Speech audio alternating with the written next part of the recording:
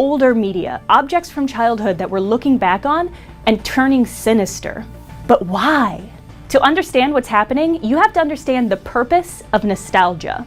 Humans desire continuity. When we go through periods of cultural upheaval, we use nostalgia to look back and try to find continuity between the past and present, which often involves rewriting, refocusing, or entirely omitting parts of the past. So for instance, when people of a certain age venerate 1950s America, it's because they're trying to recapture the good, stable times they felt in their youth by focusing on rock and roll, and diners, and Marilyn Monroe and James Dean.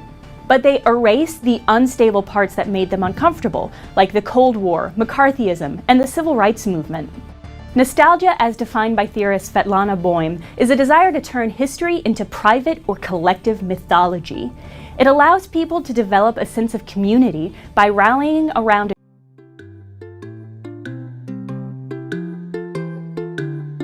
venerate,